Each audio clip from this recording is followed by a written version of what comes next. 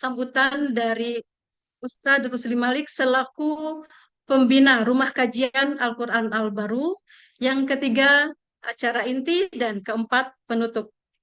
Baiklah hadirin, untuk memulai acara ini kita awali dengan pembacaan basmalah dan sholawat bersama-sama. Bismillahirrahmanirrahim. Allahumma sholli ala Muhammad wa ali Muhammad. Allahumma sholli ala Muhammad wa ali Muhammad. Allahumma sholli ala Muhammad wa ali Muhammad.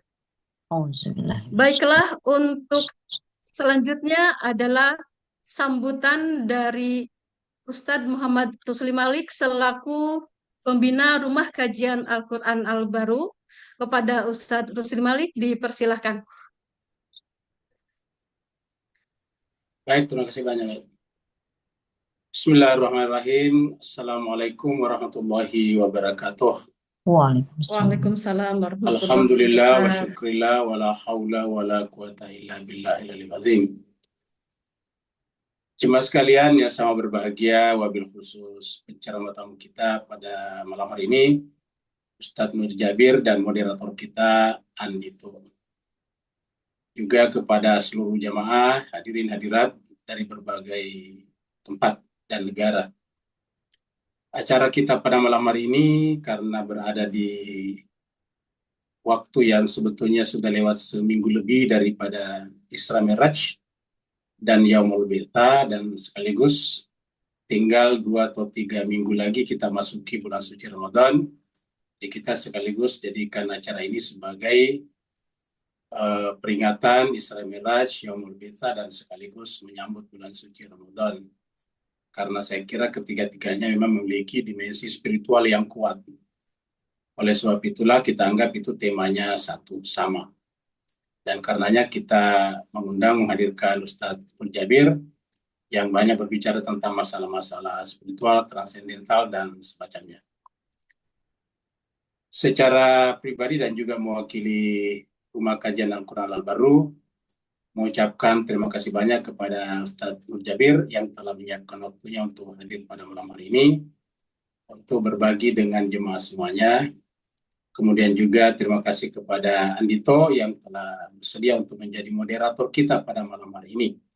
Tentu saja juga kepada seluruh panitia, terutama MC kita, kemudian humas kita, Ibu Harni yang berada di belakang layar, dan juga Ibu Ayu yang selalu menjadi fasilitator di antara semua kegiatan-kegiatan ini, dan seluruh pendukung kegiatan kita, lahir batin, material ataupun non material.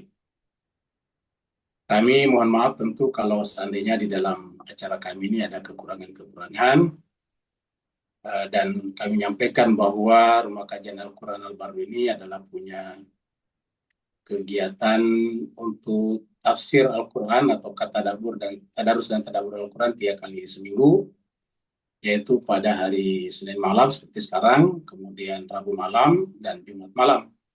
Kemudian juga punya pelajaran lain atau kelas lain, yaitu kelas filsafat, hikmah pada hari Sabtu sore, dan juga irfan pada Sabtu malam, dan juga bahasa Arab. Bahasa Arabnya ada 3 kelas.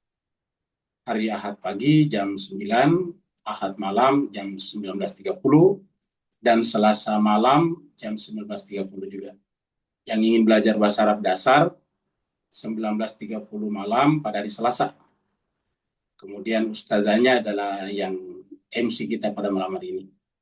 Kemudian untuk belajar bahasa Arab buku 2, yang intermediate dan juga yang advance, buku 3 ada di hari Ahad jam 9 dan jam 19.30 malam.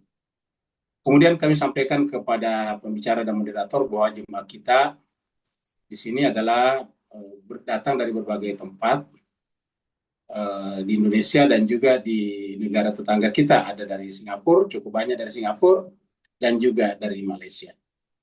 Secara pribadi dan mewakili Rumah Kajian Al-Quran Al-Baru, mengucapkan kepada semuanya selamat mengikuti acara ini dengan sama-sama. Terima kasih banyak. Waalaikumsalam. Assalamualaikum warahmatullahi wabarakatuh. Waalaikumsalam warahmatullahi wabarakatuh. Terima kasih Ustadz atas sambutannya. Baik Bapak Ibu, Selanjutnya masuk acara inti. Insya Allah akan dipandu oleh moderator kita yaitu Bapak Andito Suwigno yang lebih kita kenal dengan panggilan Mas Adit. Beliau merupakan seorang penulis lepas, pekerja sosial dan peneliti kebijakan publik. Merupakan alumni dari Bahasa Perancis Universitas Pendidikan Indonesia dan sekarang berdomisili di Bekasi. Baiklah, selanjutnya saya serahkan kepada moderator. Silahkan Mas Adit. Ya, terima kasih kepada Ibu Meli ya, kepada Ustadz Rusli Malik, kepada Bapak Ibu sekalian, teman-teman semua. Assalamualaikum warahmatullahi wabarakatuh. Waalaikumsalam warahmatullahi wabarakatuh. Allahumma sholli ala Muhammad wa ali Muhammad. Alhamdulillah pada kesempatan ini kita panjatkan puji syukur kehadirat Allah Subhanahu wa taala yang berkenan dengan kehendak dan ketetapannya membuat kita bisa hadir silaturahmi di sini, mengkaji ilmu silaturahmi, dan mudah-mudahan apa yang kita langsungkan di acara ini bisa mendapatkan berkah dari Allah Subhanahu wa taala. Amin. Salawat dan salam kita panjatkan kepada junjungan kita Nabi besar Muhammad SAW, yang karena ajaran beliau, pengorbanan beliau, apa yang beliau teladankan membuat kita bisa berislam sampai detik ini. Mudah-mudahan insyaallah. Pada kesempatan yang berbahagia ini, RKAB akan menyelenggarakan diskusi ya tentang Mi'raj, Bi'sah, dan renungan Ramadan ya, untuk menyambut Ramadan gitu.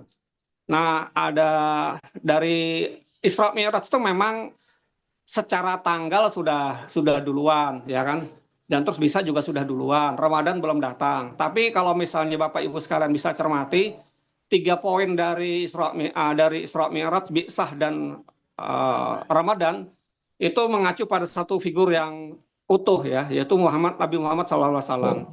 Karena melalui Isra Mi'raj beliau, maka kita kenal bahwa ternyata ada yang lebih penting nanti kita bahas ya, bahwa Mi'raj itu lebih utama dari Isra-nya gitu ya. Ya kan, sehingga Isra Mi'raj itu punya makna. Kenapa diperingati tiap tahun? Tentu bukan soal perjalanannya. Yang seringkali dibecandain dengan receh ya. Semut aja bisa jalan dari Indonesia ke Amerika tanpa sadar gitu ya. Nah, bagi saya bukan sadar itu ya. Justru Mi'rajnya itu ketika dari Masjidil Aqsa ke Sidratul Muntaha, itu yang menurut hemat saya pribadi, mohon maaf, itu justru menjadi teladan yang harus kita laksanakan gitu. Jadi bukan soal sains ya, bukan soal sains, tapi bicara soal bagaimana perjalanan spiritual yang ditujukan, yang dicontohkan oleh Nabi Muhammad itu harus menjadi tujuan hidup kita semua. Itu yang pertama. Terus yang kedua, dari situlah ya, dari perjalanan seperti itulah maka muncul inaugurasi yang disebut nanti sebagai Bi'sah. Nah, itu nanti akan dijelaskan oleh Ustadz Nur Jabir lebih lanjut ya kan, bagaimana momentum soal Bi'sah ini menjadi sangat krusial gitu, bukan sekedar yang kita sering dengar dalam sirah nabawiyah itu di Gua Hiro semata ya, tapi ada kelanjutan yang lebih mulia lagi. Nah, kenapa itu? Nah, itu nanti akan dijabarkan lebih lanjut oleh Ustadz Nur. Nah, terus pengalaman spiritual harian yang harus kita lakukan ya, melalui sholat Mi'raj ya, dan terus juga bagaimana teladan Nabi melalui Bi'sahnya itu, maka itulah yang akan jadi bekal kita menjalani puasa Ramadan. Ya kan, puasa Ramadan. Nah, kenapa akhirnya puasa Ramadan menjadi kesadaran transendental yang harus menjadi payung hidup kita minimal selama bulan Ramadan, minimal ya. Kenapa? Karena kalau tidak ada kesadaran transendental, yaitu satu kesadaran yang meliputi, melangkahi beyond dari kesadaran indera, material ya, dan sains, maka kita ya cuma sekedar nahan lapar haus gitu ya. Maka selama puasa kita cuma nunggu hiburan di TV ya, yang lucu-lucu. Habis nonton hiburan sahur, kita capek, kita tidur seharian, bangun-bangun jelang maghrib gitu ya. Indah sekali hidup itu. Habis itu kita bilang bahwa puasa orang yang berpuasa, tidurnya orang yang berpuasa itu dapat ganjaran luar biasa ya kan. ya menurut saya itu manipulasi ya gitu. Nah, kesadaran transendental inilah yang akan dibawakan oleh Ustadz Nur Jabir sehingga kita semua punya kesiapan mudah-mudahan untuk menapaki tiga minggu ya, 3 minggu setelah ini puasa Ramadan. Oke, itu yang bisa saya sampaikan untuk pengantar ke Ustadz Nur Jabir. Ustadznya sudah ada ya. Oke. Ya.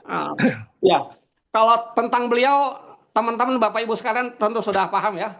Kalau saya jelaskan ini mengurangi, malah jadi bias gitu loh. Dengan backgroundnya sendiri, nah backgroundnya lihat itu, backgroundnya Ustadz Nur itu, profilnya itu ada tentang Tian Rumi, Whirling Darwish, ya putaran rotasi seperti orang tawaf gitu. Nah jadi teman-teman sudah bisa paham bahwa sebagai direktur eksekutif dari Rumi Institute, beliau telah menerjemahkan beberapa kitab Masnawi dan terus spesialis dikenal di Indonesia sebagai spesialis ajaran-ajaran Jalaluddin Rumi, ya kan, dan terus juga banyak hal ya, banyak hal terkait dengan spiritualitas yang bisa kita gali lebih lanjut dari Ustadz Nur Jabir. Demikian Ustadz Nur, saya persilahkan waktunya untuk Ustadz, silakan. Ya. Ala Nabi wa alihi salawat. Allahumma salli ala Muhammad wa ali Muhammad wa ajil faraj. Auzubillahi minasyaitonirrajim. Bismillahirrahmanirrahim. Assalamualaikum warahmatullahi wabarakatuh. Alhamdulillahirabbil alamin wassalatu wassalamu ala asyrafil anbiya'i wal mursalin sayyidina wa habibi qulubina Abil Qasimil Mustafa Muhammad wa ahli baitit thayyibin at-tahirin washabil muntajabin bihim natawalla bi adaihim natabarra. Rabbi shrah li sadri wa yassir li amri wahlul 'uqdatam min lisani yafqahu qawli. Wallahu tabaraka wa ta'ala fil Qur'anil Karim huwallazi ba'atsa fil ummiyina rasulan minhum yatlu 'alaihim ayati wa yuzakkihim wa yu'allimuhumul kitaba wal hikmah wa in kanu min qablu lafi dhalalin mubin. Wa fi ayatin ukhra subhanalladzi asra bi 'abdihi lailan minal masjidil haram ilal masjidil aqsa alladzi barakna haulahu innahu min ayatina wa huwa fil ufuqil ula wa kana qaba qausain aw adna. Wa fil ayatil ukhra syahrul ramadhan alladzi unzila fihi al-Qur'an hudal linnasi wa bayyinatin minal huda wal furqan.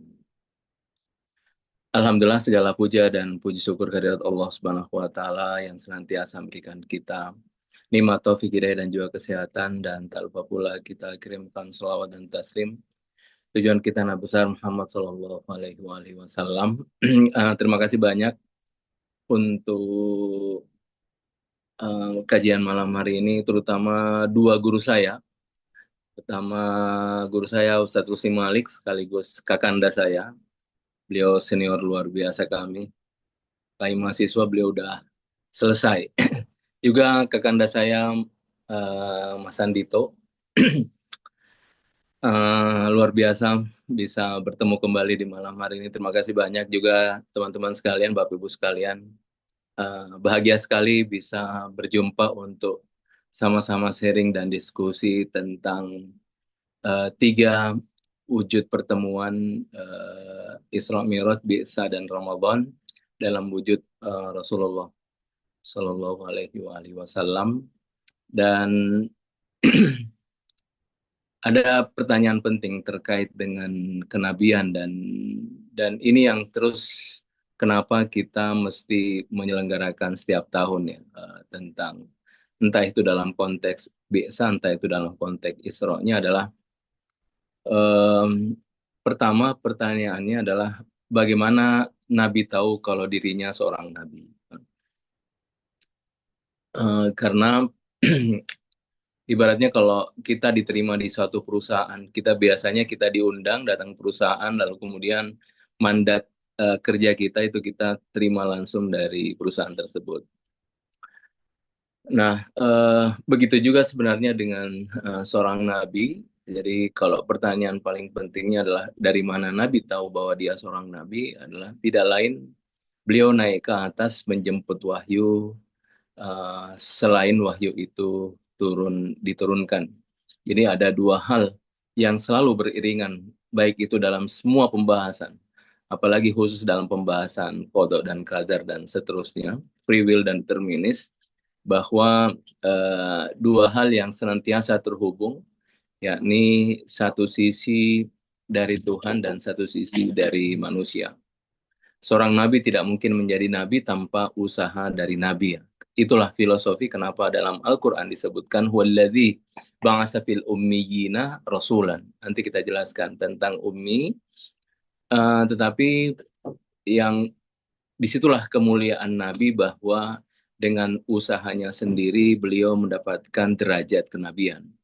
Jadi kenabian itu tidak sekedar pemberian dari Allah Subhanahu wa taala, tapi juga dari usaha seorang nabi itu sendiri. Karena itu dalam ayat Al-Qur'an yang lain, wa innaka latulakil Qur'an min ladun hakimin alim. Wahai Rasulullah, engkau tulaki itu dia menerima secara langsung. Dia menerima secara langsung Al-Qur'an min ladun hakimin alim, dari sisi min ladun al-hakim al-alim, yang bijaksana lagi maha mengetahui. Dan ayat ini yang kemudian oleh dalam tasawuf menjadi, kalau dikerucutkan menjadi milladun, ilmu ladunni. Jadi ilmu ladunni itu sebenarnya dari ayat ini. Wa innaka latulakil Qur'an milladun hakimin alim, dari sisi yang maha bijaksana lagi maha mengetahui. Karena Quran adalah konteks hidayah, hudal linnas untuk manusia, dan juga khusus hudal lil muttaqin. Karena itu konteksnya dua nama Tuhan, Al-Hakim, Al-Alim. Tapi yang paling penting adalah seorang nabi tidak akan menjadi nabi kecuali dia naik ke atas menjemput wahyu. Jadi kalau cukup kita duduk di sini tanpa ada syarat ke atas untuk kita menjadi nabi, maka semua orang mungkin punya kelayakan untuk menjadi nabi. Tapi syarat menjadi nabi adalah dia sendiri yang mesti naik menjemput wahyu ke atas. Dan itulah yang disampaikan dalam Al-Quran tentang wa innaka latulakil Qur'an min ladun hakimin alim. Sekaligus menunjukkan tentang dimensi naik, ya, atau kita disebut dengan mi'raj, dimensi naik ke atas. Dan di dalam hadis, kalau dalam yang terkait dengan surah Iqra bismi rabbikal ladzi, dalam hadis dijelaskan Iqra waqra. Iqra waqra, bacalah dan naiklah. Jadi bacalah dan mi'rajlah. Untuk menjelaskan bahwa semua dimensi yang kita bicarakan ini semuanya adalah terkait dengan dimensi kesucian, dan kesucian itu yang akan memberikan ma'rifat kepada seseorang, ya. Kalau konteks Rasulullah, konteksnya adalah wahyu yang kemudian terkait dengan kesuciannya. Karena itu pertanyaan penting pertama adalah jawabannya, kalau kita bertanya dari mana Nabi tahu bahwa dia seorang Nabi, adalah dia sendiri yang naik ke atas menjemput wahyu, dan Allah yang kemudian menegaskan bahwa dirinya seorang Nabi. Dan ini sekaligus menjelaskan tentang yang disebut dengan makom wilayah.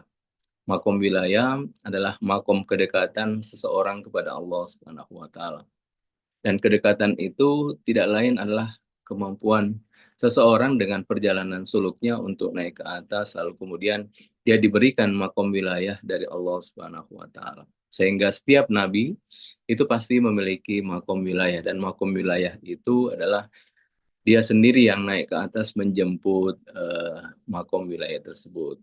Dan disitulah entah dia diberikan kenabian, kerasulan, atau kewalian.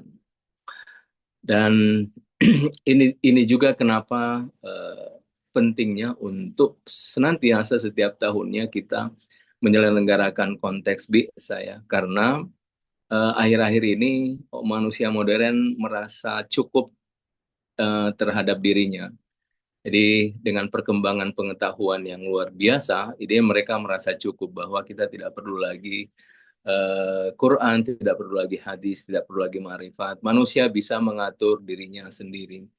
Seperti yang kita saksikan di belahan dunia sana, jadi mereka mengatur dirinya tanpa ada bersentuhan dengan konteks kewahyuan, ya. Tanpa ada konteks seperti itu, dan sehingga muncullah apa yang disebut dengan New Age hari ini. Dan kalau kita tidak bisa menjawab, nah tentu gelombang New Age ini akan semakin mungkin akan perlahan-lahan menggerus tentang konteks ajaran kita. Nah, Satu yang tidak bisa kita pungkiri adalah tentang apa yang kita lihat dalam ayat ini, wallazi ba'atsa fil ummiyina rasulan minhum yatlu alaihim ayati wa yuzakkihim wa yu'allimukumul kitaba wal hikmah. Di ayat lain, yu'allimul kitaba wal hikmah wa yuzakkihim. Ini dua ayat yang di ayat ini lebih dahulu yu'allimul kitaba wal hikmah wa yuzakkihim. Yu'azzakihim wa yu'allimu kitab wal hikmah. Di ayat lain didahulukan yu'allimu kitab wal hikmah wa yu'azzakihim. Kalau di sini tazkiyah lebih dulu, di ayat lain itu di proses tazkiyah lebih akhir. Untuk menunjukkan bahwa kita di hidup konteks hari ini itu proses tazkiyah itu menjadi sesuatu hal yang niscaya, yang mau tidak mau mesti kita lakukan. Dan itu rahasianya kenapa di ayat ini lebih dahulu menjelaskan tentang tazkiyah, kemudian di ayat lain di tazkiyah diakhirkan. Jadi kalau kita gabung, itu menunjukkan bahwa tidak ada kata esok ya, kita esok untuk melakukan proses tazkiyah. Nah, cuma kalau kita kembali kepada pertanyaan, kenapa setiap tahunnya kita mesti memperingati konteks Bi'tsah ini, itu karena kita harus menegaskan konteks betapa bahkan manusia semodern pun konteks saat ini, kita masih tetap butuh terhadap kenabian. Nah, dalam konteks apa kita butuh kenabian? Konteks yang paling penting itu adalah dalam konteks hidayah dan ma'rifat. Hidayah dan ma'rifat. Di ayat lain,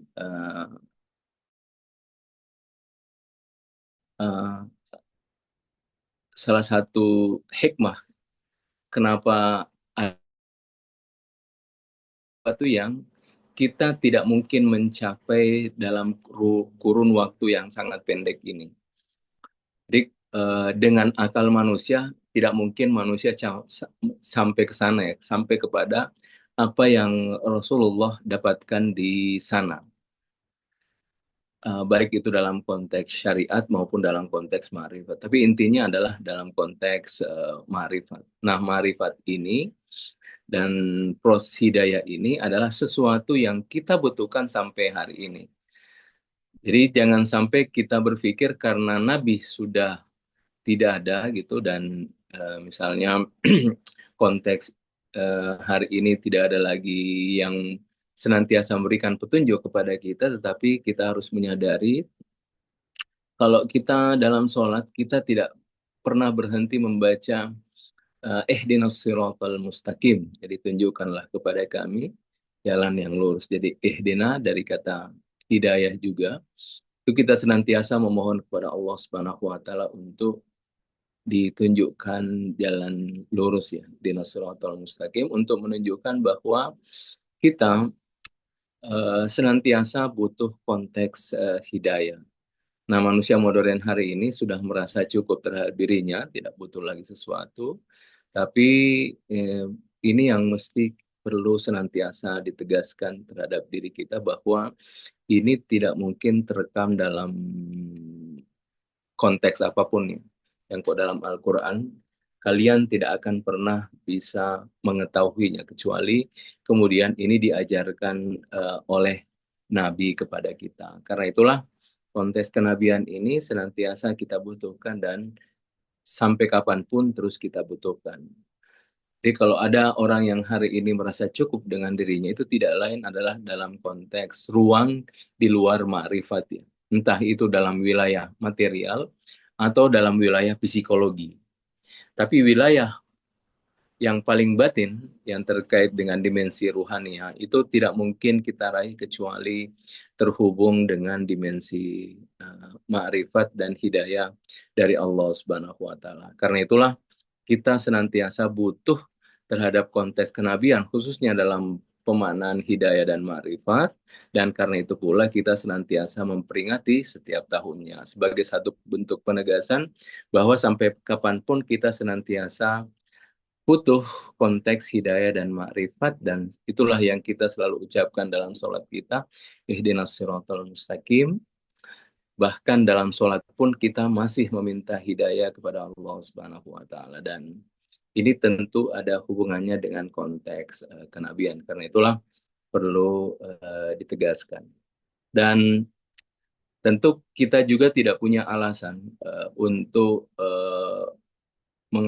berjarak dengan syariat. Maksudnya begini, kenapa dalam ayat biasa ini penekanannya ada fil ummiyina rasulan. Ummi ini menjelaskan bahwa Rasul itu dari kalangan manusia. Bukan dari kalangan malaikat, bukan dari kalangan jin, bukan dari bangsa lain, tapi dari manusia itu sendiri. Karena kalau Nabi dan Rasul dari kalangan malaikat, nah tentu kita punya alasan ya. Bahwa ya tentu beda saya dengan dia. Dia malaikat, sedangkan saya manusia. Dia tidak punya tubuh, karena tidak punya tubuh tentu tidak punya syahwat dan ghadab. Kita punya tubuh, nah makanya kita punya syahwat dan ghadab. Karena itulah malaikat protes kepada Tuhan karena kita punya syahwat dan ghadab. Ataj'alu fiha may yufsidu fiha wa yasfikud dima aw nahnu nusabbihu bihamdika wa nuqaddisu lak. Dan juga bukan dari bangsa jin karena ya jin punya kelemahan tersendiri karena dia tidak punya dimensi akal yang sempurna. Dan karena itulah Allah Subhanahu wa taala mengangkat nabi itu dari kalangan kita sendiri, minal ummiyina rasulan, dari kalangan manusia itu sendiri, agar manusia menjadikan nabi itu sebagai uswatun hasan, sebagai contoh yang paling mulia, paling agung untuk kita. Sebenarnya kalau mau naik ke atas, mau tidak mau harus mengikuti jalannya Rasulullah. Jadi kalau kita juga mau mi'raj seperti yang kita peringati Isra Mi'raj, mau tidak mau kita harus menjalani laku-laku Rasulullah karena dia uswatun hasanah. Sehingga manusia tidak punya alasan untuk kemudian dia berjarak dengan dimensi syariat. Nah, karena itu ummi sebenarnya selain penegasan tentang bahwa nabi dari kalangan manusia itu sendiri, sekaligus penegasan tentang kemuliaan Rasul. Kenapa Rasul disebut ummi? Karena ummi maksudnya tidak satupun Rasulullah pernah belajar dari siapapun. Rasulullah tidak pernah belajar dari buku manapun. Dan Rasulullah tidak punya guru. Jadi semua ilmunya itu dari milladun hakimin alim. Seperti ayat yang kita baca. Wa innaka latulaqil Qur'an milladun hakimin alim. Wahai Muhammad, engkau tulaki menerima Quran secara langsung milladun hakimin alim, bahwa semua pengetahuan Rasulullah dari Tuhan. Jadi ummi bukan tidak tahu baca, tetapi maknanya adalah beliau tidak punya guru, tidak pernah baca buku, tidak pernah satu orang pun yang pernah mengajarnya, dan semuanya adalah diajarkan dari Allah Subhanahu wa taala. Ar-Rahman 'allamal Qur'an. Yang mengajarkan Quran adalah Ar-Rahman, dan Rasulullah mendapatkan pengajaran langsung dari Allah Subhanahu wa taala itu dari asma Tuhan Ar-Rahman. Jadi ummi penegasan tentang konteks manusia, bahwa nabi dari kalangan kita, sekaligus menegaskan tentang bahwa semua pengetahuan beliau adalah milladun hakimin alim. Semua pengetahuannya dari Allah Subhanahu wa taala. Dan seperti kalau saya menghubungkan dengan peristiwa Isra Mi'raj yang kita bahas tadi di Bi'sa, kenapa Nabi menjadi Nabi? Dari mana Nabi tahu menjadi Nabi? Tentu dia naik ke atas menjemput wahyu. Jadi selain wahyu turun, di seorang Nabi pun harus naik ke atas menjemput wahyu. Dan itulah naik itu disebut dengan Mi'raj ya. Kalau kita lihat ayat Al-Quran, Subhanalladzi asra bi'abdihi, Rasulullah diperjalankan dengan asma Tuhan Subhan. Jadi yang memperjalankan Rasulullah adalah Subhan. Jadi Maha Suci. Maha Suci yang memperjalankan hambanya. Kalau yang memperjalankan Subhan, maka yang diperjalankan pun harus punya dimensi kesucian. Karena harus ada identik antara yang memperjalankan dan yang diperjalankan. Dan karena yang memperjalankan adalah Subhan, asma suci, tanzi Allah Subhanahu wa taala, dan asma tanzi ini dia akan mengangkat dimensi ruhaniyah manusia. Nah, tentu Rasulullah punya keidentikan kesucian itu, dan dengan kesuciannya itulah dia pun diperjalankan oleh Allah Subhanahu wa taala. Nah, karena itulah di penjelasan di Bi'sa ini ada 3 hal yang paling penting dalam ajaran kenabian, yaitu yu'allimul kitaba yang pertama, kemudian yuzakkihim wa yu'allimul kitaba wal hikmah. Pertama mengajarkan tazkiyah, kemudian mengajarkan kitab, kemudian mengajarkan hikmah. Nah, kalau dia seorang nabi, itu pasti mengajarkan 3 hal ini, yaitu mengajarkan tazkiyah, proses bagaimana manusia mensucikan hatinya sehingga dia bisa juga melakukan perjalanan rohani. Kemudian tambahannya itu adalah mengajarkan kitab dan hikmah. Di ayat lain dibalik yu'allimul kitab wal hikmah yuzakihim, tapi intinya ini 3 hal ini menjadi pokok inti ajaran kenabian. Karena itu orang-orang yang mengaku sebagai warisan nabi, al ulama warasatul anbiya, ulama itu adalah warisan para nabi, dia harus menguasai 3 ini. Dia harus menguasai konteks tazkiyah, yu'allimul kitaba wal hikmah. Dan kalau salah satunya itu pasti pincang. Seperti yang kita lihat sekarang ini, yang kita lihat hari ini hanya yu'allimul kitaba, mengajarkan kitab, tapi tidak mengajarkan tazkiyah dan tidak mengajarkan hikmah. Karena itu dia pincang. Ada satu hal yang tidak terisi dalam ruhaniyah manusia. Dan ketiga-tiga ini, tazkiyah, mengajarkan kitab, dan juga hikmah, itu adalah sesuatu yang semuanya ada di dalam diri manusia. Kenapa tazkiyah? Karena manusia punya hati. Kenapa yu'allimul kitabah? Itu karena manusia punya akal. Dan kenapa hikmah? Ya, karena dengan itulah setiap orang manusia bisa meraih hikmah dari perjalanan ruhaniyahnya. Dan ini 3 hal ini adalah sesuatu yang menjadi warisan dari Rasulullah. Karena itu orang-orang yang mengaku menjadi ulama seharusnya punya 3 kekuatan ini. Bisa mengajarkan tentang tazkiyah, mengajarkan kitab, dan juga mengajarkan hikmah. Karena inilah penegasan dalam Bi'sa, yuzakkihim wa yu'allimul kitaba wal hikmah. Dan ini menjadi warisan dari Rasulullah untuk kita semua. Dan bulan Ramadan adalah terkait dengan 3 hal ini. Jadi khususnya proses tazkiyah, tazkiyah terkait juga dengan yu'allimul kitaba, mengajarkan kitab, karena syahrul Ramadan alladzi unzila fihil Quran, di bulan Ramadan inilah diturunkan Quran, dan semua hukum yang kita bicarakan termasuk Isra Mi'raj dan puasa apapun itu semuanya ada di dalam Quran. Karena itu kemuliaan bulan Ramadan itu bukan karena puasa, tetapi di bulan itulah diturunkan Quran, dan di dalam Quran itulah ada perintah tentang sholat, haji, dan juga puasa. Nah, karena itu puasa adalah sebuah proses agar manusia juga mengalami kenaikan rohaniah yang kita sebut dengan Mi'raj, dan kita melakukan itu juga setiap tahun, tetapi kalau kita tidak melatih sejak awal, kita sulit untuk mendapatkan apa yang kita peroleh dari puasa. Nah, karena itu puasa sebaiknya kita melakukan persiapan yang luar biasa sebelum memasuki bulan Ramadan. Karena bulan Ramadan itu kita tinggal masuk ke dalam, berpuasa, lalu kemudian meraih hikmah-hikmah yang mungkin Allah berikan di bulan itu ya kepada diri kita. Dan puasa ini ada di barat ada buku tentang puasa dan healing. Itu buku yang sudah lama ditulis, bahwa puasa itu sebenarnya punya manfaat yang luar biasa, cuma kita ini memang seharusnya konteksnya bukan soal healing, tapi kesempatan untuk berjarak dengan nikmat-nikmat tubuh. Jadi banyak orang melupakan sebenarnya di bulan Ramadan. Bulan Ramadan itu biasanya kita konsentrasi bicara tentang puasa. Tapi sebenarnya yang paling inti itu bicara tentang makanan.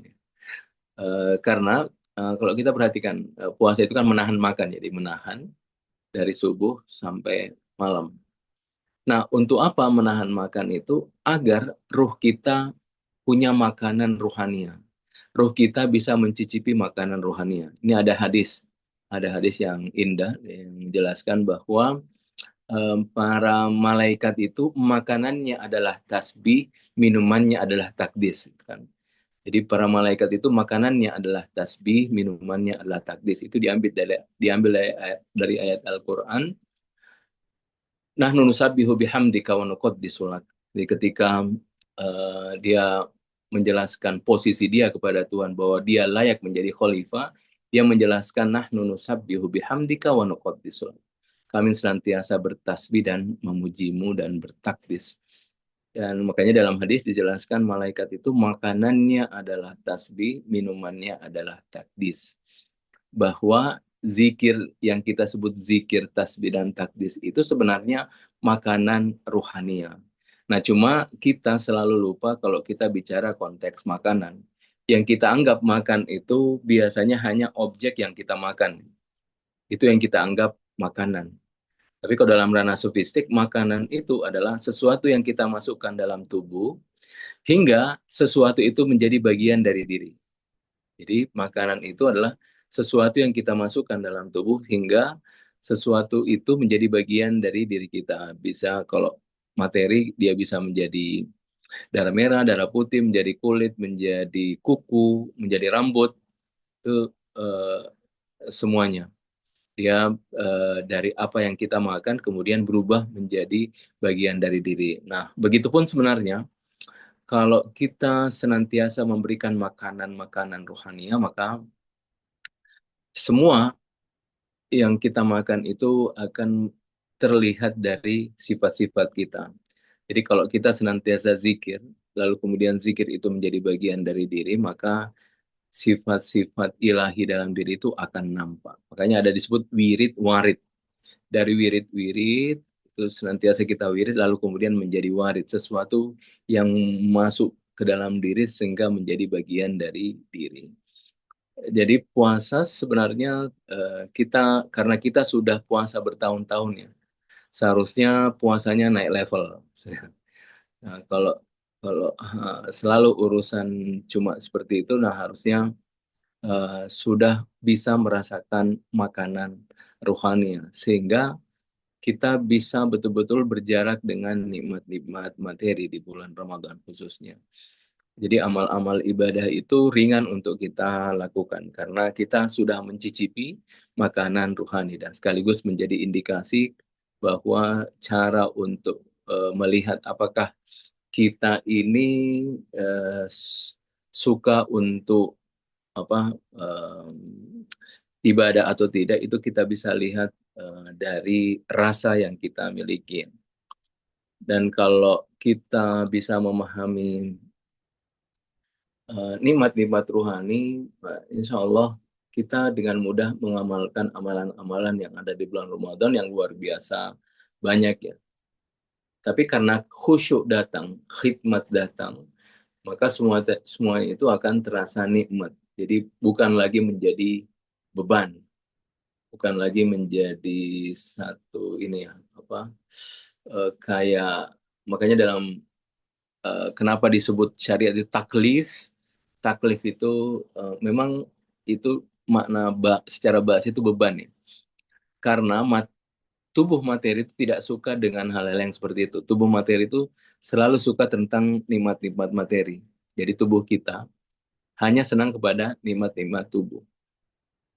Nah, sehingga kalau kita ajak tubuh untuk bermunajat kepada Allah Subhanahu wa taala, melakukan amal-amal syariat, dia enggan untuk melakukan karena bukan itu makanannya. Nah, kecuali kita senantiasa memanage dimensi ruhaniah kita dengan sedemikian rupa sehingga nanti insya Allah tubuh kita pun mengikuti rohnya.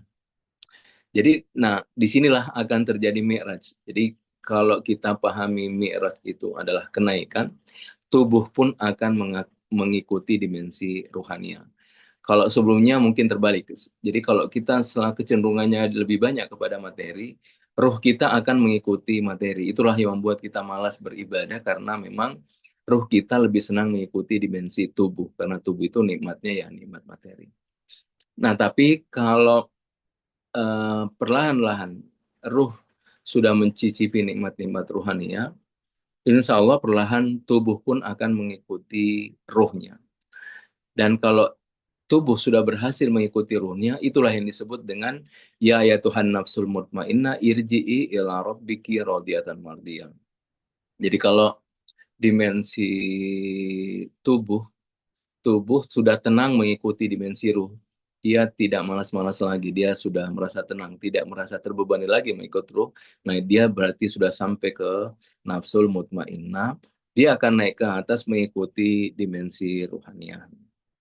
Nah, pada saat itulah Tuhan akan memanggilnya, wahai jiwa yang tenang, kembalilah kepada Robmu, Robbimu, Tuhanmu, radiyatan mardiyah.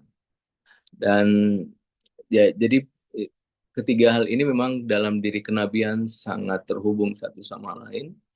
Dan dari kenabian itulah kita akan melihat bagaimana hal yang terkait dengan peristiwa Isra Mi'raj ini yang memang banyak orang yang menyangkal tentang keterlibatan tubuh Rasulullah dalam peristiwa Isra Mi'raj.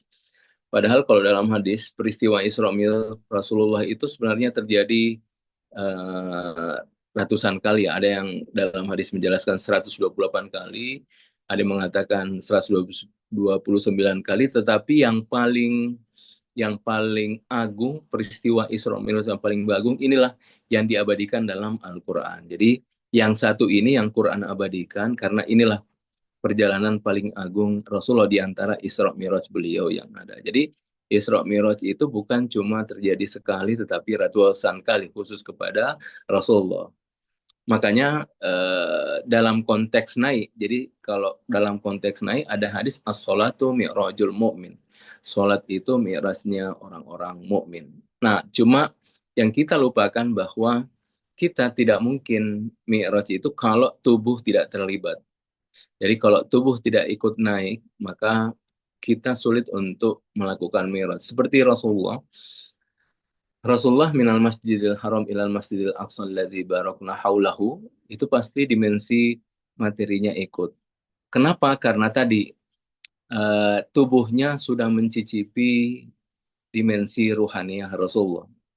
Jadi kalau kita biasanya terbalik ya, ruh kita yang mencicipi nikmat tubuhnya. Makanya kita sulit menjelaskan kok ada orang yang bisa tubuhnya ikut. Nah, ini pada diri Nabi seperti Rasulullah dan juga nabi-nabi lain, itu tubuhnya yang mengikuti ruhnya.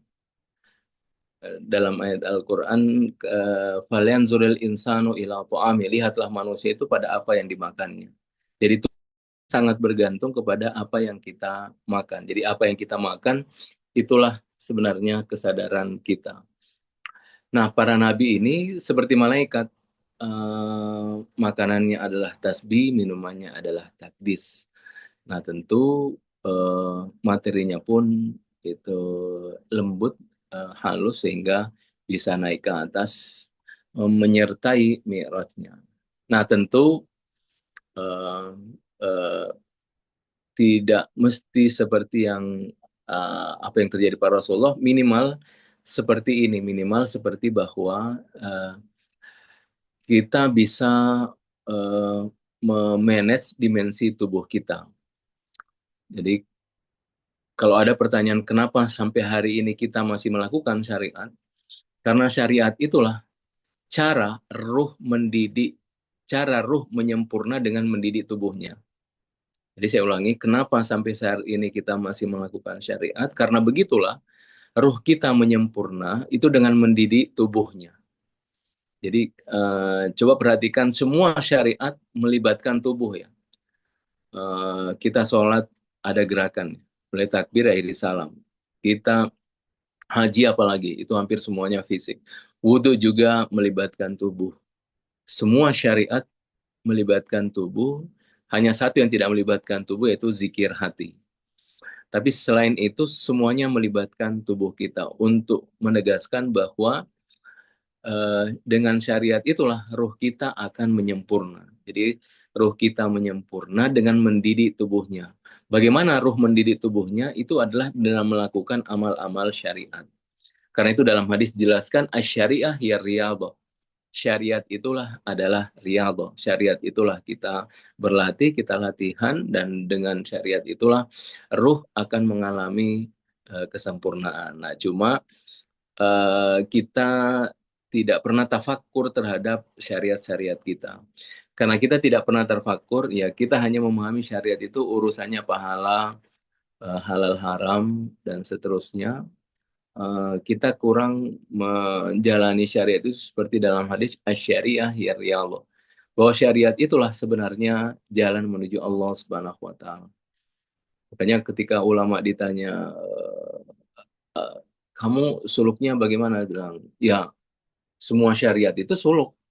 Nah, kita saja yang memaknainya itu sebagai yang membatasi ya, memaknai itu seolah suluk itu sesuatu perkara yang khusus. Tapi semua syariat itulah adalah dimensi suluk. Dan ya dari situ kita akan belajar betapa penting sebenarnya sesekali kita punya waktu untuk kita tafakur terhadap ibadah-ibadah yang kita lakukan. Nah, selama ini kita sholat tapi kita kurang tafakur terhadap sholat kita. Itu penting karena kalau kita tidak punya ruang tafakur terhadap sholat kita sulit untuk melihat seperti apa sholat yang kita lakukan. Padahal dalam hadis dijelaskan as-sholatu mi'rajul mu'min. Sholat adalah mi'rajnya orang-orang mu'min. Jadi kalau kita berpacu kepada ayat Al-Quran, surah Al-Isra, subhanalladzi asra bi'abdihi, di sini menunjukkan bahwa dimensi kesucian ini sangat penting dalam diri manusia untuk juga bisa punya perjalanan ruhaniyah. Dan itu adalah menjadi inti ajaran Rasulullah tentang tazkiyah. Nah, dan kesucian yang puncak Rasulullah itulah yang kemudian diabadikan di dalam Quran dengan menjelaskan satu kata bi'abdihi, yaitu kemutlakan hamba atau hamba mutlak. Kalau nabi-nabi lain disebutkan namanya wa min abdihi Sulaiman, abdihi Rahman, tapi Rasulullah hanya bi'abdihi. Tidak ada nabi-nabi lain yang seperti mendapatkan gelar hamba mutlak ya, kecuali Rasulullah subhanallazi asra bi'abdihi. Jadi abdihi ini adalah tentang kehambaan mutlak, dan itu adalah kemuliaan luar biasa untuk menunjukkan bahwa dalam diri Rasulullah yang tidak ada yang lain kecuali Tuhan. Karena beliau sudah sampai kepada hamba mutlak. Hamba mutlak itu dalam dirinya hanya fakir. Karena itu ada hadis dari Rasulullah ketika Rasulullah menyebut dirinya, menjelaskan al-fakru fakhri, kefakiranku, keagunanku. Jadi karena beliau bisa melepaskan seluruh hal yang melekat dalam dirinya, sehingga beliau sendiri menjelaskan al-fakru fakhri, kefakiranku adalah keagunanku. Dan yang menarik dalam ayat Al-Quran, Tuhan hanya memanggil dimensi kefakiran manusia. Ya Yuhannas antumul fuqara ilallah, wahai manusia kalian fakir menuju Allah Subhanahu wa taala. Jadi semuanya terkait, mulai dari asma Tuhan Subhan yang maha suci, yang tanzi, yang menaikkan, yang meninggikan, lalu kemudian seorang hamba pun harus melakukan tazkiyah, dan dengan itu dia punya mi'raj. Karena itu tidak ada jalan lain kecuali sebenarnya kita mempersiapkan diri untuk bagaimana meraih rahmat sebanyak-banyaknya di bulan Ramadan. Jadi ini mumpung kita masih ada waktu, kita persiapkan segalanya, khususnya dalam dimensi ruhaniah, agar nanti memasuki Ramadan, kata para sufi, kita ulang tahun. Jadi para sufi setiap satu Ramadan itu mereka berulang tahun. Jadi mereka mengulangi lagi perjalanan suluknya. Jadi mereka setiap bulan Ramadan itu mereka memulai lagi perjalanan suluknya. Jadi kalau setahun ada yang kurang-kurang, nah dia mencoba untuk menambahkannya di bulan Ramadan. Karena memang bulan Ramadan itu seperti Tuhan memang sudah siapkan untuk kita semua agar kita sebenarnya mudah untuk melakukan hal-hal yang bersifat rohani. Nah, tapi tentu itu sangat bergantung seberapa jauh persiapan yang kita lakukan untuk menyambut di bulan Ramadan. Dan ada khutbah yang sangat indah Rasulullah ketika bulan Ramadan tentang bagaimana sebenarnya kemuliaan dan keagungan bulan Ramadan. Jadi Ramadan, Bi'sa dan Isra Mi'raj ini adalah satu hal yang mempertemukan semuanya adalah selain kepada wujud Rasulullah, kalau dalam diri kita ini adalah tentang 3 konteks dari warisan Nabi. Tentang tazkiyah, yu'alimul, kita mengajarkan tentang kitab, kita belajar kitab, dan juga tentang hikmah. Dan kalau ketiga ini kita bisa tafakur dengan baik, insya Allah kita juga punya mi'raj ruhani, yang mi'raj ruhani itu insya Allah menjadi cahaya untuk kita bisa menerangi perjalanan ruhaniah kita. Mungkin hanya ini yang bisa saya sampaikan. Wabillahi taufiq wal hidayah. Assalamualaikum warahmatullahi wabarakatuh. Waalaikumsalam warahmatullahi wabarakatuh. Demikianlah materi pembuka ya dari Ustadz Nur Jabir yang membicarakan 3 hal tentang Isra Mi'raj, tentang Bi'sah, dan kesadaran transenden untuk proses kita menapaki puasa bulan Ramadan. Ya, hal yang menarik dari Ustadz Jabir adalah beliau mengulang beberapa kali ya 3 hal utama ya dari pesan Bi'sah Nabi adalah bahwa Nabi mengajarkan tazkiyah ya. Pensucian hati itu menjadi syarat agar kita bisa mempelajari hikmah ya, hikmah yang yu'alimuhumul kitab bawal hikmah. Nah, terus dari hasil, karena manusia punya akal, dan terus hikmah itu hasil dari perjalanan rohani gitu. Yang menarik adalah beliau tadi mengatakan bahwa yang mengajarkan kitab itu Tuhan sendiri ya, mengajarkan kitab Allah sendiri, dan itu hanya bisa melalui proses Iqra, di mana Nabi menyatakan diri sebagai ummi. Umi tentu bukan sebagai sekedar tidak bisa baca, tulis, calistung, ya, bukan di situ. Tapi umi itu adalah penegasan kemanusiaan, ketiadaan eksistensi.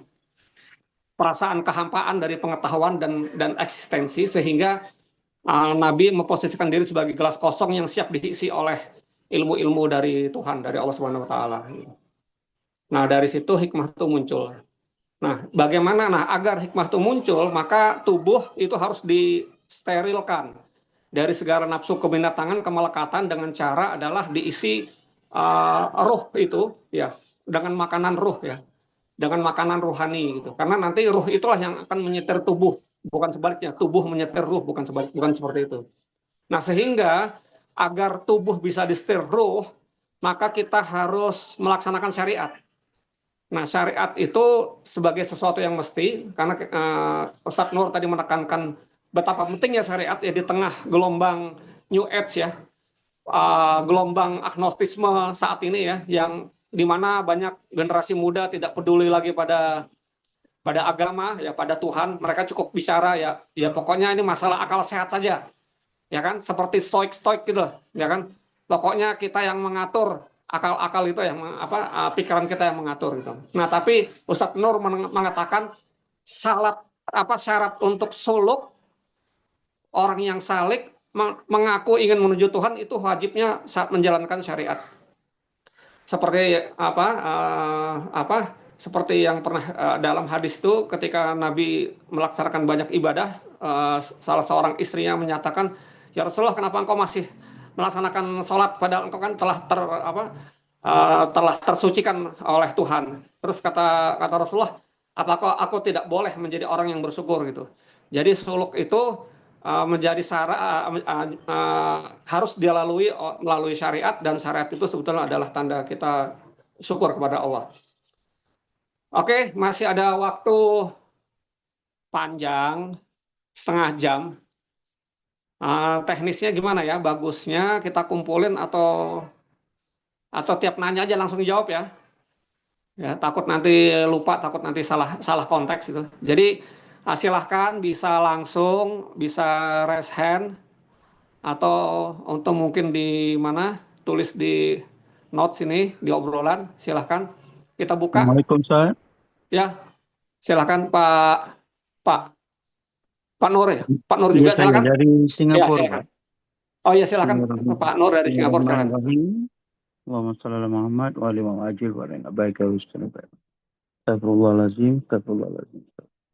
Bismillahirrahmanirrahim. Ustaz, afwan cuma boleh beri pencerahan bagaimana dapat mencerna sisi batinnya agar kesedaran transidental tadi melalui ayat berdasarkan kutiupkan ruhku dalammu kembali dapat switch on ke microchipnya yang sedia kala ada sejak awal penciptaan kita.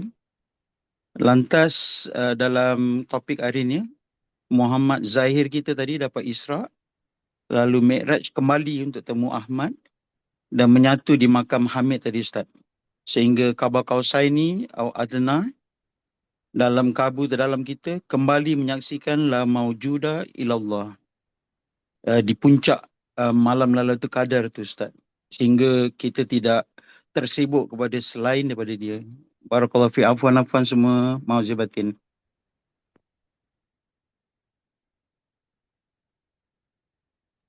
Silakan Ustaz Nur. Ya. Makasih banyak Pak Nur. Makasih banyak atas pertanyaannya. Mudah-mudahan saya bisa menangkap pertanyaannya. Wa nafakhtu fihi min ruhi. Ini yang menjadi keistimewaan bagi manusia dalam penciptaan. Kalau dalam Al-Quran fitratullahi fatarana sa'alaiha, dengan fitrah Allah manusia diciptakan. Kata fatrah ini sebagai penciptaan itu dikhususkan kepada manusia. Nah, kenapa dikhususkan kepada manusia? Karena wa nafakhtu fihi min ruhi. Ada peniupan ruh dalam diri manusia. Nah, peniupan ruh itulah ketika dia turun di dunia, dia berubah menjadi fitrah. Jadi fitrah itu sebenarnya tidak lain adalah wa nafakhtu fihi min ruhi. Itulah bekal manusia. Jadi ketika ruh tersambung dengan tubuhnya, dia melupakan semua yang pernah dia tahu di alam rohaninya kecuali dimensi fitrahnya.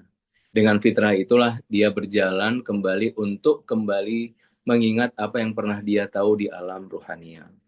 Nah, fitrah ini hadir senantiasa dalam diri manusia dan memang tugas kita itulah untuk senantiasa menghidupkan ya fitrah ini. Karena kalau kita tidak menghidupkan fitrah itu bisa layu dan ketika dia layu dia sangat sulit untuk bisa lagi kembali untuk berjalan kepada Allah Subhanahu wa taala. Nah, bagaimana cara menyiramnya? Cara menyiramnya agar fitrah senantiasa mekar dalam diri kita, itu harus punya kesadaran yang penuh ya terhadap diri. Mungkin saya akan kaitkan dengan pembahasan khusyuk. Nah, di kita ini kalau ada orang bayar mahal-mahal untuk bagaimana mendapatkan khusyuk. Jadi ada pelatihan bayar jutaan rupiah di hotel, kemudian hanya untuk mendapatkan bagaimana memahami khusyuk dalam sholat. Nah, kalau saya selalu membalik. Saya balik karena begini. Sholat itu kan paling 5 menit ya. Sholat itu paling 5 menit ya, paling lama 7 menit lah. Sholat. Nah, bayangkan kalau 5 menit saya tidak khusyuk. Okay. Nah, kalau 5 menit saja saya tidak bisa khusyuk, itu bisa dipastikan 24 jam kurang 5 menit saya tidak khusyuk. Jadi kalau 5 menit saya tidak khusyuk, itu otomatis 24 jam kurang 5 menit itu saya tidak khusyuk. Karena itu, kalau mau khusyuk harus di luar sholat. Agar apa? Agar sholat itu otomatis khusyuk, itu maksud saya. Jadi jangan cari khusyuk di sholat, karena kalau sholat itu harusnya sudah otomatis khusyuk. Nah, agar kita dalam sholat bisa otomatis khusyuk itu, maka kita harus khusyuk di luar sholat tadi. Nah, jadi kalau dalam kita tahu bersama, hijab itu ada dua, ada hijab cahaya, ada hijab kegelapan, dan dunia materi ini adalah hijab kegelapan, dan hijab kegelapan itu paling susah untuk kita melewati. Karena kita tertawan dengan nikmat-nikmat materi. Ya. Hidup di dunia senantiasa bersama materi, 24 jam bersama materi. Dari kita bangun tidur lagi, itu hampir semua terkait dengan dunia, materi. Terkait dengan dunia, terkait dengan tubuh kita. Terkait dengan tubuh kita, tubuh itu maunya makan enak, pakaian enak, tempat enak, maunya rehat. Dia maunya seperti itu, sedangkan makanan rohaniah kita beda. Nah, sehingga perlu ada kesadaran optimal. Jadi selain amal-amal syariat yang kita lakukan tadi, harus ada dimensi tafakur. Karena ulama kita mengingatkan, tazakkur harus dibarengi dengan tafakur. Tazakkur itu adalah dimensi amal-amal ritual yang kita lakukan. Nah, tafakur itu kita senantiasa kontemplasi terhadap apa yang kita lakukan. Makanya yang paling bisa membantu itu adalah suluk. Suluk itu adalah perjalanan rohani ya, dan itu yang menurut saya yang kalau mau naik kelas memang tidak ada jalan lain kecuali kita melakukan suluk, karena beda pandangan kita sebelum suluk dengan pandangan kita setelah suluk ya. Kalau sebelum suluk itu kita urusannya cuma halal haram, dosa atau tidak, kemudian ya menghiasi diri dengan pakaian-pakaian akhlak. Tapi kalau kita suluk, konsentrasinya akan beda. Kita akan melihat sejauh mana seluruh rangkaian saya lakukan ini adalah mendorong saya untuk melakukan perjalanan ruhaniah. Dan seorang pejalan itu dia akan sangat detail terhadap apa yang dia lakukan. Dia akan mencermati setiap hal-hal yang kecil yang dia lakukan, karena dia akan bertanya, apakah yang saya lakukan ini menunjang untuk perjalanan ruhaniah saya atau tidak. Jadi dia akan melakukan zikir hati, dia akan melakukan syariat, dia akan tafakur apa yang dilakukan, dan semua itu untuk melakukan mi'raj seperti yang tadi dikutip ayatnya, wa huwal fil ufuqil ula wa kana qaba qausain au adna. Rasulullah setelah Isra Mi'raj, perjalanan Isra-nya itu yang di surah An-Najm itu menjelaskan tentang puncak perjalanannya, wa huwa fil ufuqil ula, dan dia berada di puncak singgasana yang paling tinggi, wa kana qaba qausain au adna. Dia lebih dekat 2 busur atau dekat lagi, dan manusia setidaknya kalau para sufi menjelaskan, setidaknya manusia itu minimal dia punya perjalanan pertama di antara 4 perjalanan dunia, yaitu dia bisa tersambung dari keluar dari dimensi materialnya untuk sampai ke alam rohania. Minimal seperti itu, karena dengan itu dia mulai mencicipi makanan rohaniahnya. Jadi mungkin hal yang paling bisa kita lakukan adalah dengan melakukan perjalanan rohaniah. Dan tentu suluk itu bukan instan, jadi kita harus terus-menerus untuk tanpa bosan, tanpa letih, bahkan untuk senantiasa melihat amal-amal yang kita lakukan. Dan selanjutnya semoga Allah Subhanahu wa taala ya memberikan derajat untuk kita semua. Ya, makasih. Assalamualaikum Ustaz. Waalaikumsalam warahmatullahi wabarakatuh. Syukran. Pak Moderator, saya langsung aja atau gimana? Sebentar, saya tanya ke Pak Nur dulu. Bagaimana Pak Nur, apakah sudah cukup terjawab? Alhamdulillah, barakallahu fiik, barakallahu fiik, barakallahu fiik. Terima kasih semua. Oke. Ya, jadi tadi Ustaz Nur tadi menekankan khusyuk, agar kita khusyuk dalam sholat, kita harus sudah khusyuk di luar sholat ya. Oke, silakan untuk penanya selanjutnya. Siapa? Silakan. Pak Wahyudin, Pak Moderator, siap. Ya, silakan Pak Muhyiddin. Ya, silakan. Assalamualaikum warahmatullahi wabarakatuh. Waalaikumsalam. Alhamdulillah. Syukran Ustadz Nur Jabir ya. Saya termasuk orang yang intens mengikuti YouTube-nya Pak Ustadz di sudut pandang ya. Oh, makasih. Iya. Iya, bagus banget. Saya suka gitu loh anunya tuh YouTube-nya luar biasa gitu. Tadi Ustadz soal puncak perjalanan tadi itu Qaba Qausain ya udah enggak ya. Hmm. Ya, ini terkait dengan Isra Mi'raj tadi Ustadz ya. Ya, Kalau ya. saya ini satu kritik bukan kritik apa namanya? Ungkapannya Abu Yazid Al-Bustami ya. Ketika Rasulullah itu sudah mencapai puncak di situ. Sampai Abu Yazid Al-Bustami mengatakan bahwa andai saya Muhammad, saya tidak akan pulang lagi gitu, tidak akan balik ke bumi lagi gitu. Begitu Abu Yazid. Abu Yazid ini kan pesuluk ya, yang memperkenalkan ajaran fana ya. Iya, iya. Iya, nah kritikannya si Muhammad Iqbal ya, Ustadz ya, Iya, terhadap dua kesadaran ya. Ada kesadaran mistik dan kesadaran profetik gitu ya. Iya, iya. Nah, seorang nabi dan rasul itu ya itu dua kesadaran itu yang ada pada dirinya. Ustadz. Ya gimana menjelaskan itu sehingga kembalinya Rasulullah itu dikritik oleh Pak tadi Abu Yazid Al-Bustami. Assalamualaikum warahmatullahi wabarakatuh, Ustadz. Waalaikumsalam warahmatullahi wabarakatuh. Saya jadi ingat dialog saya dengan seorang Bante ya. Jadi saya ada pernah suatu forum, jadi sebelum forum kami berdua gitu diskusi dan dia mengatakan, Nur, sayangnya Rasul itu seorang politisi, jadi seharusnya dia bukan seorang politisi kayak gitu. Ya ngurus spiritual aja, ngapain ngurus-ngurus politik kayak gitu. Itu mencemari dirinya kayak gitu. Oke. Nah, seperti yang jadi dia menyamakan konteks hari ini bahwa agama ketika masuk dalam konteks perpolitikan itu kemudian menjadi runyam ya. Nah, tapi mungkin beda dengan konteks kenabian dan ini pun yang orang-orang seperti Syekh Bayazid dari andai saya Rasul saya tidak turun lagi dan karena ini yang unik dari Rasul. Yang unik dari Rasulullah itu adalah dua-duanya sempurna, baik dimensi mulki dan malakutnya sempurna.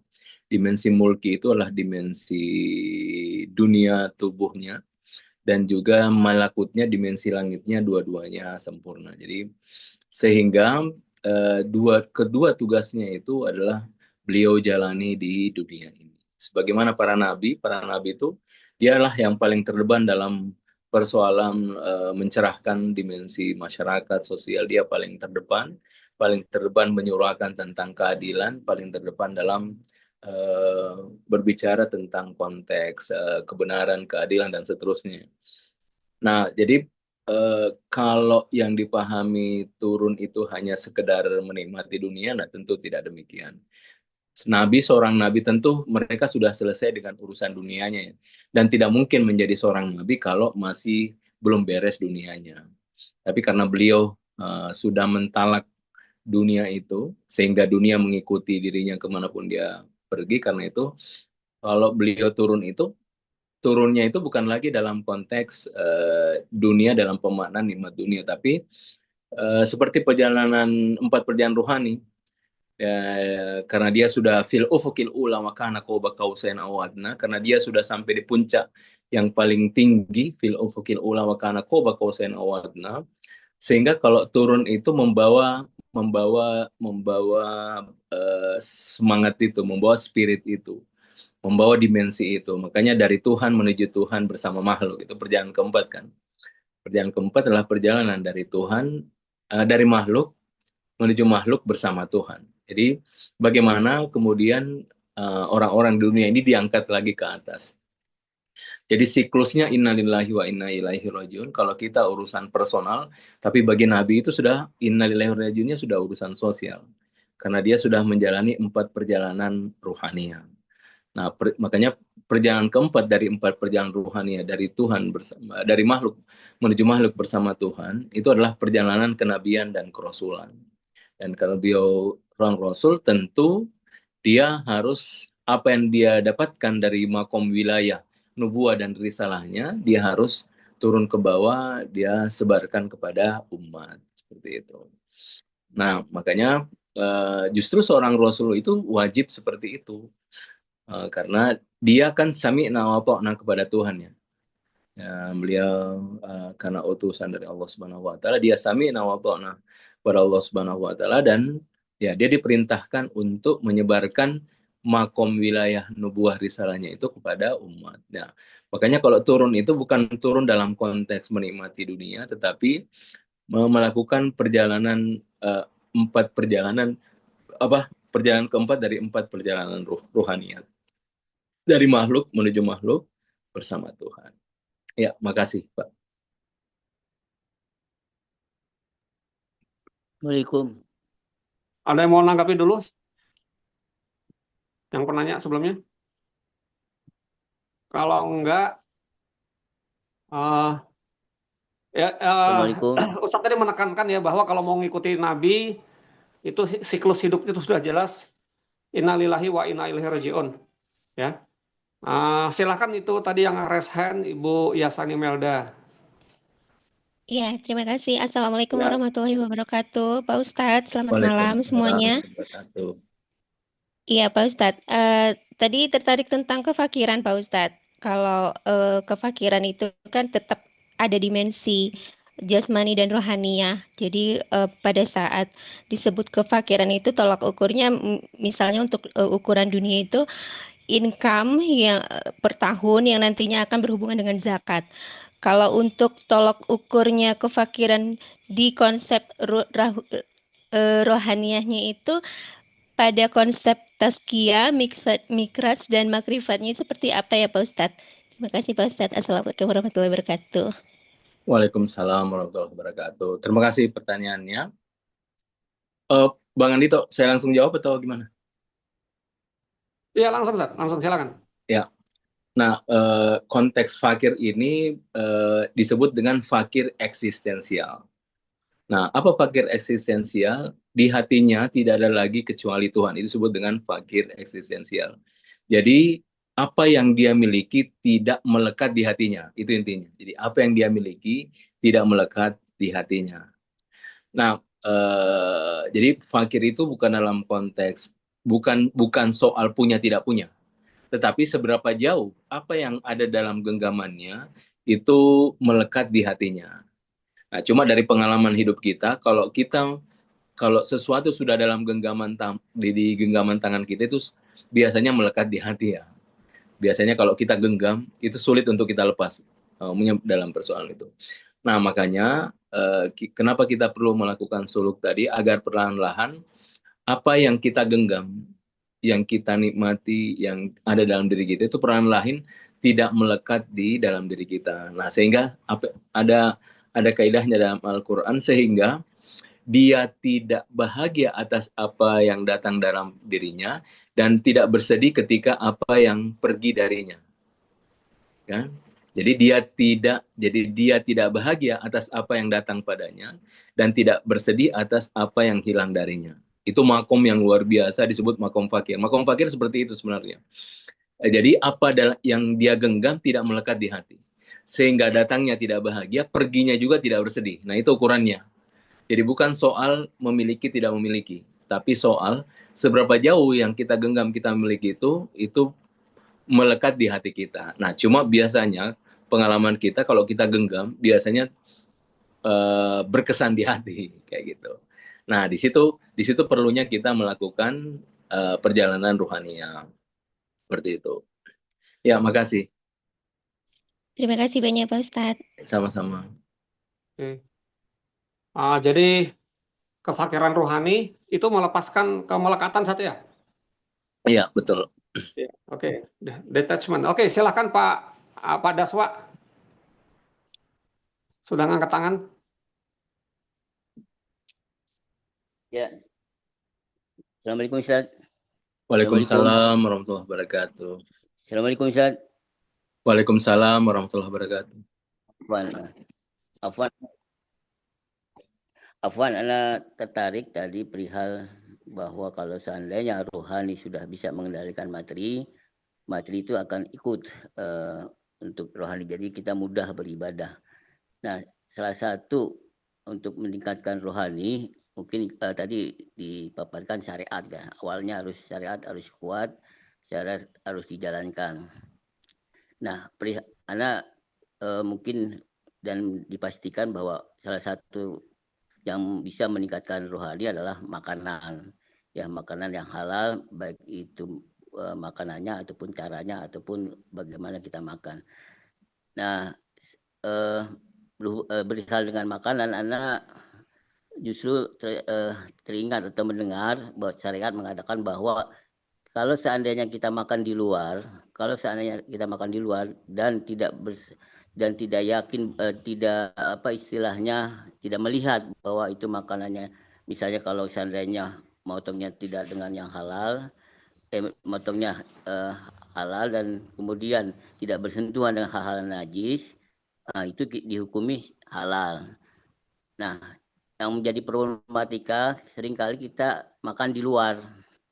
Nah, kadang-kadang kita berpikir kita juga harus memahami ketika kita melihat misalnya makanan di luar, menyuci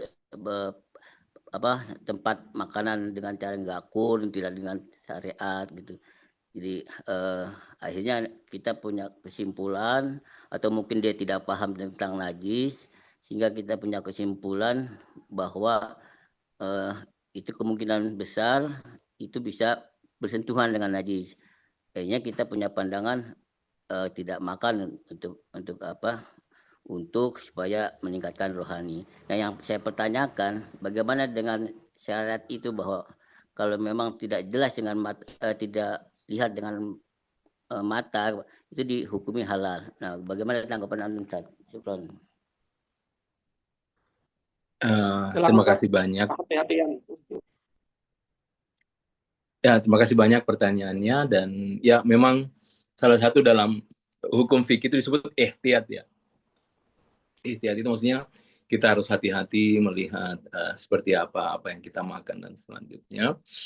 Nah, insya Allah hukum fikihnya selama kita berada di tempat yang komunitas mayoritas Muslim, yang masak juga insya Allah Muslim, insya Allah bisa dihukumi dengan halal. Jadi kita tidak perlu untuk mencari tahu secara detail seperti apa dia masaknya, motongnya, nyucinya, dan seterusnya. Cukup kita husnuzan saja kepada apa yang makanan yang ada dalam diri kita, selama kita yakin bahwa semuanya adalah seorang Muslim yang melakukan itu, insya Allah itu sudah cukup ya secara fikih gitu. Karena memang kita tidak perlu untuk mencari secara detail dan seterusnya. Nah, urusan misalnya kalau toh secara hakikat ya, karena kita tidak tahu hakikatnya seperti apa, ada sesuatu yang bersentuhan dengan ya najis dan seterusnya, ya dengan kita senantiasa, makanya ini salah satu amalan penting itu menjaga wudhu terus-menerus.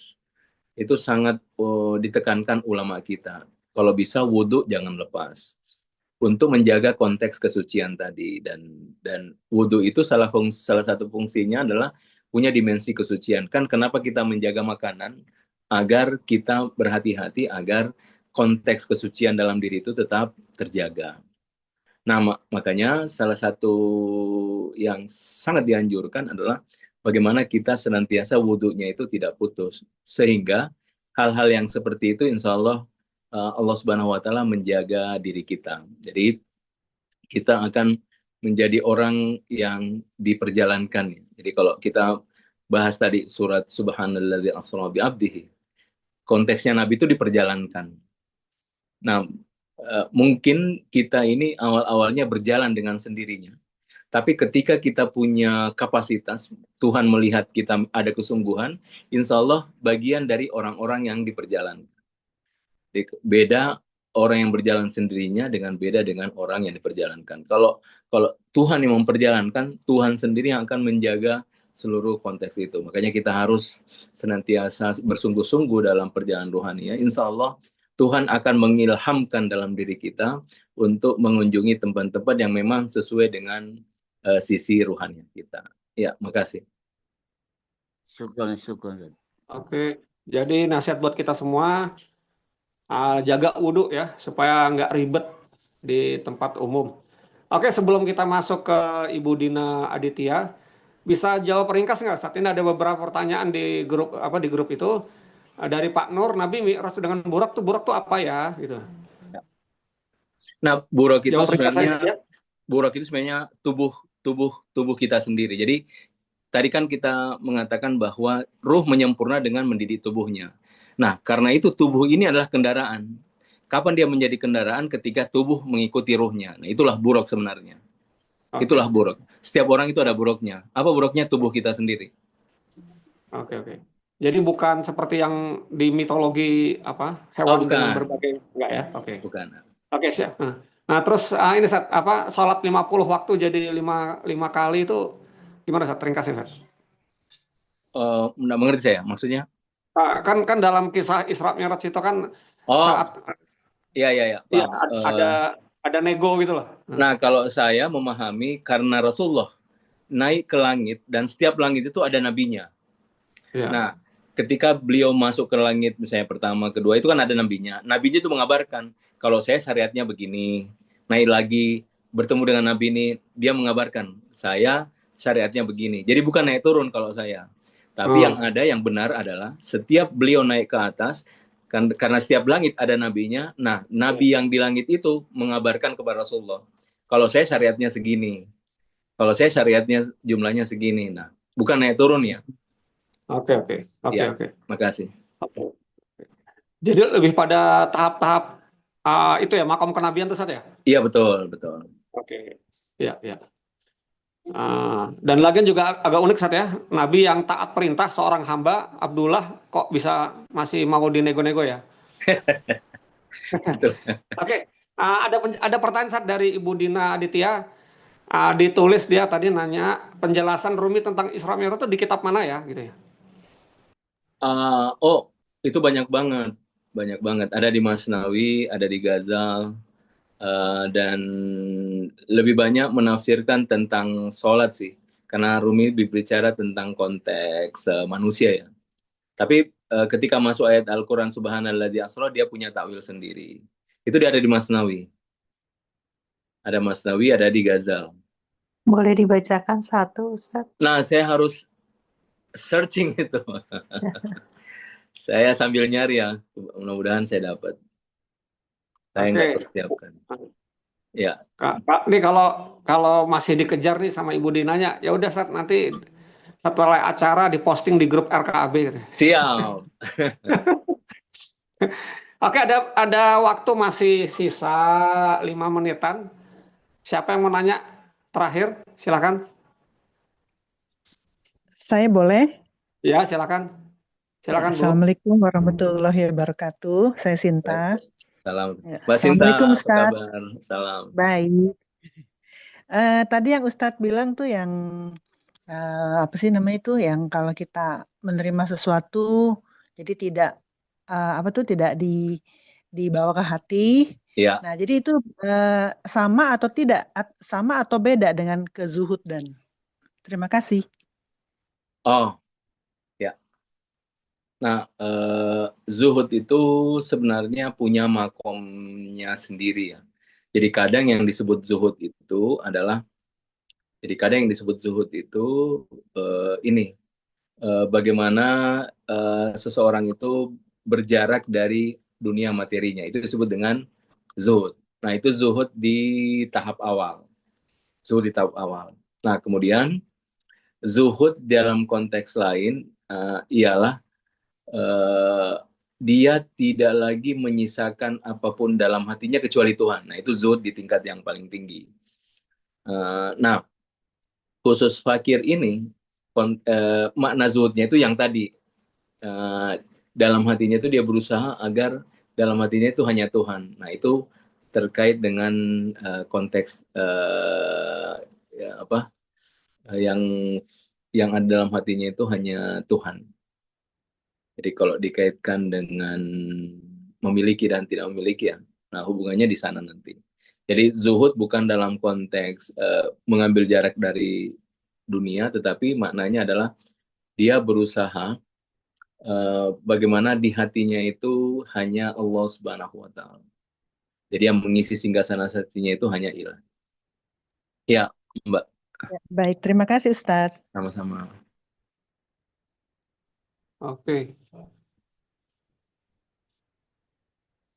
Dari Habibah, Sat. Masih bisa, Sat? Silahkan.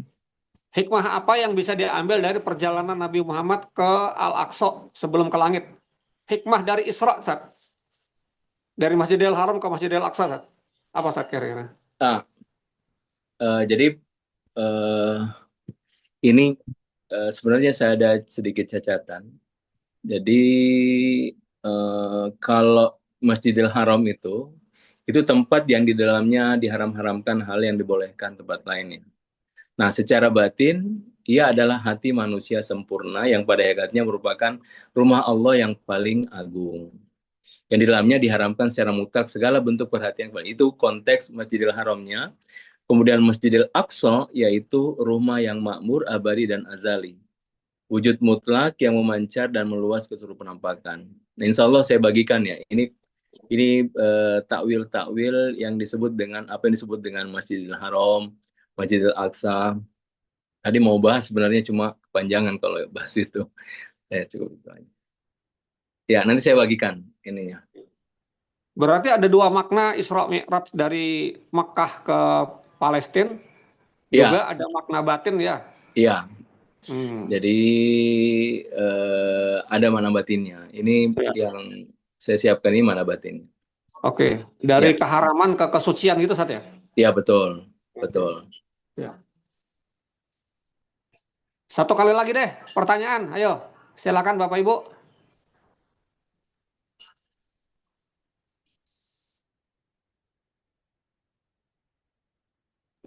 Ada di chat. Ada di chat. Sat, ada pertanyaan, Sat? Terakhir, Sat. Ada di chat room atau ada pertanyaan lagi? Oke, di chat room, Sat. Ini bagaimana tips menjaga wudhu di komunitas gaul nih, yang nggak paham salaman laki sama perempuan.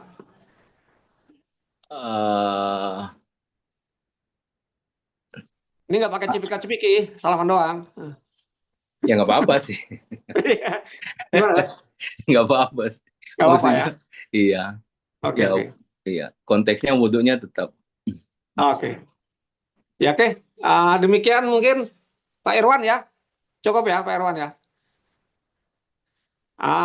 Dengan demikian ini sudah waktunya sudah mau selesai jam 21 sebelum kita berubah wujud. Ya, makasih Ustaz. Nah, makasih Ustaz. Minta doanya Ustaz. Doa penutup Ustaz. Ustadz Rusli mungkin, guru saya. Ya, silakan. Nanti ditutup sama moderator aja. Jangan, Ustaz. Bahaya. Ya, Ustadz Rusli mungkin. Silakan Ustadz Rusli. Nanti MC-nya tutup. Oh ya. Oke. Dengan demikian acara dialog, kajian, pengajian tentang Bi'sah, tentang Isra Mi'raj dan kesadaran transendental dalam menghadapi mempersiapkan rohani kita ke bulan suci Ramadan telah diselesaikan diantar dengan baik sekali oleh Ustadz Nur Jabir. Mudah-mudahan segala apa yang kita curahkan di sini, hati, pikiran, tenaga, waktu, ya, apa yang ibu-ibu, bapak-bapak, teman-teman sekalian curahkan mendapatkan kasih sayang dari Allah Subhanahu Wa Taala dan juga dari para kekasih Tuhan ya, yang Maha Esa, Allah Subhanahu Wa Taala. Demikian moderator mohon izin, mohon maaf atas segala yang salah kata, salah sikap, salah perbuatan. Wabillahi taufiq wal hidayah. Wassalamualaikum warahmatullahi wabarakatuh. Ala nabi wa alihi salawat. Waalaikumsalam warahmatullahi wabarakatuh. Allahumma sholli ala Muhammad wa ali Muhammad. Demikian tadi seluruh rangkaian acara Isra Mi'raj dan Yaumul Bi'sah telah selesai kita laksanakan. Kami ucapkan terima kasih kepada Ustadz Nur Jabir sebagai pembicara tamu, juga kepada Ustadz Rusli Malik sebagai pembina Rumah Kajian Al-Quran Al-Baru, dan kepada Mas Andito sebagai moderator pada malam hari ini. Juga tak lupa kami ucapkan terima kasih kepada Bapak Ibu yang telah hadir pada malam hari ini. Saya selaku pengatur acara, mohon maaf yang sebesar-besarnya apabila dapat kekurangan. Kita akhiri. Wassallallahu ala Sayyidina Muhammadin wa ala alihi thahirin. Wassalamualaikum warahmatullahi wabarakatuh. Waalaikumsalam warahmatullahi wabarakatuh. Ya, Pak Ustadz. Terima Ustadz kasih Nuri, Pak Mbak Ustadz. Meli, Pak Terima Ustadz. kasih. Semuanya. Assalamualaikum warahmatullahi Terima wabarakatuh. kasih Ustaz. Ya, sama-sama. Terima kasih Pak Ustadz. Terima kasih banyak Ustaz Nur. Dito, terima kasih. Terima kasih Iya, Ustadz Nur. Ustaz. Terima kasih Ustadz. Warahmatullahi wabarakatuh.